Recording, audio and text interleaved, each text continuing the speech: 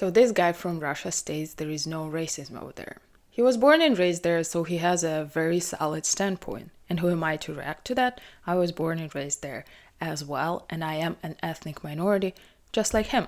Не так давно я высказался на одну, как выяснилось, довольно-таки животрепещущую тему. Это вызвало бурю эмоций у наших зрителей. Были разные реакции, было много комментариев. I love that he listed very different types of comments, and you can tell what people are really thinking, right? One of them says, it's so cool that a black guy loves Russia more than all other Russian guys in the comments. I don't know about you, but it's clear to me that they don't see him as a part of the Russian nation, even though he states he is. Когда я говорю о расизме и говорю о том, что я с ним не сталкивался, я говорю только о своем мнении. Я никому свою позицию не навязываю. That's a fair point. You only share your own experience and what you have seen and what you haven't seen. But I feel like if you talk on a sensitive topic like racism, it's worth doing some research and being like, there is a problem that I'm not probably familiar with yet. Like one of the women in the comments pointed out, is like when women go, I have never been raped, that's why there is no rapes in the world. I have never been sexually harassed.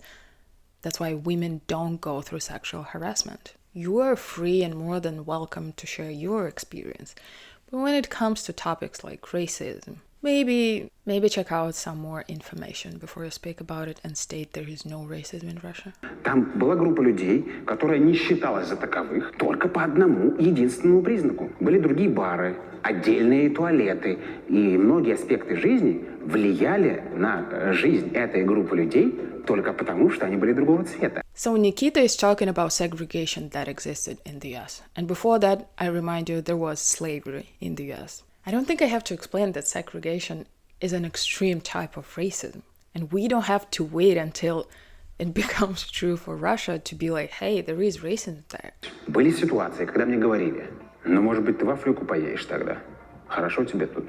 Может быть, ты, а что ты здесь? Тебе тут хорошо, может быть, в Африку все-таки поедешь. Или когда я с девушкой был, девушки говорили о том, что наших нет, не нашлось. Можно ли это назвать проявлением расизма? Можно. Поймите, в чем дело. Мне кажется, что в этом нет системы. И поэтому я не могу назвать это расизмом. Okay, so this is a very huge point I have to address. He thinks that if it's not systematic, that it's not racist. I have to tell you, Nikita, that it is systematic.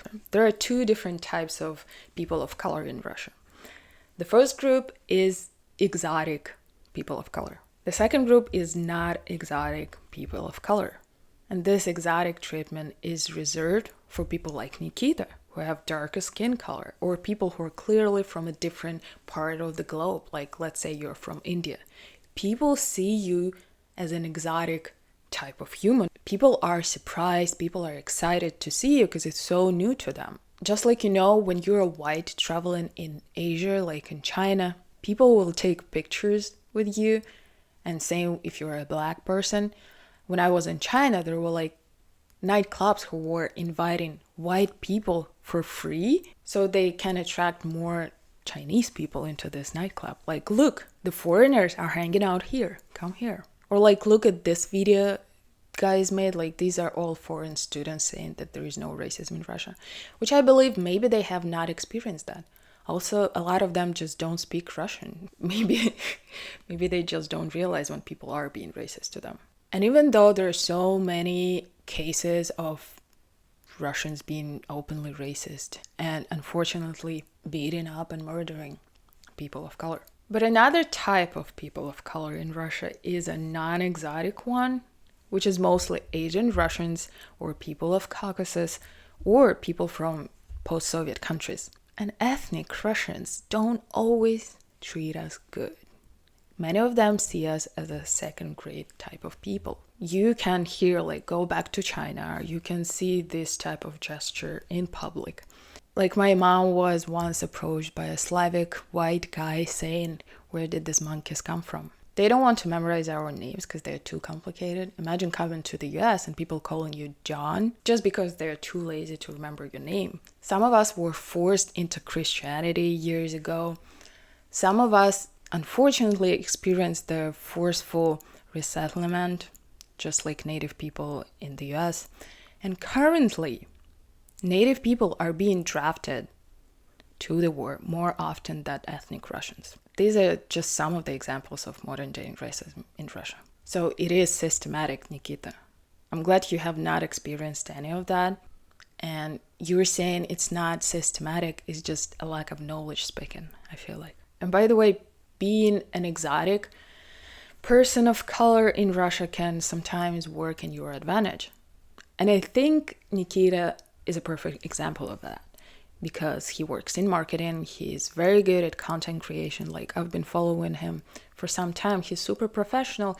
And I feel like a part of his success, maybe not a huge part, but it is that he looks very different. So he grabs attention all the time. And I think it's a very good thing for when you're in media. Я родился здесь, другого языка не знаю.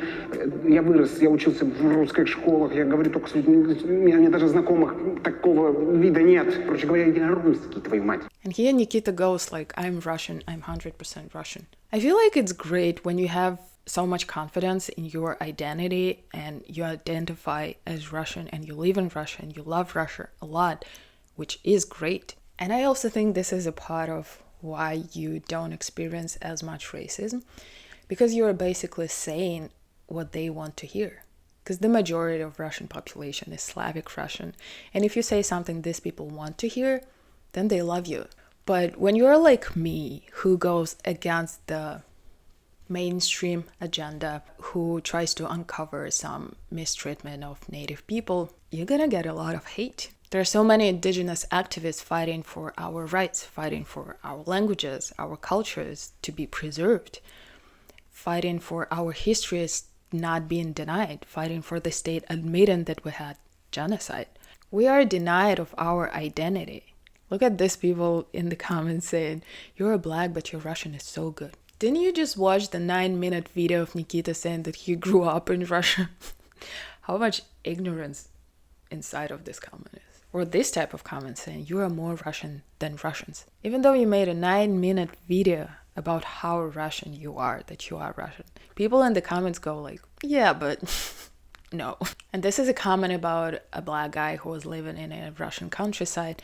That's what I mean by exotic treatment. Like, you're so different from everyone else and everyone is amazed. If I went to live in a Russian countryside, like in the west part of Russia, I don't think I would get that type of treatment. I think I would hear things like, go back to Buryatia, herd your sheep, and blah, blah, blah. Just like when there was a woman who won the beauty contest in St. Petersburg and she was Buryat, and she got bullied so badly.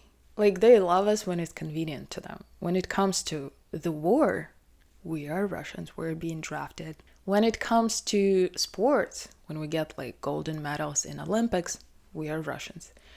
But when there is a crime, you're automatically a person of Asian background. There is racism in Russia and there is discrimination against ethnic minorities in Russia, that's for sure. And if you want to learn more about ethnic minorities, about people in Siberia, you have to check it out my other videos, and I talk about discrimination a lot. Thanks for watching.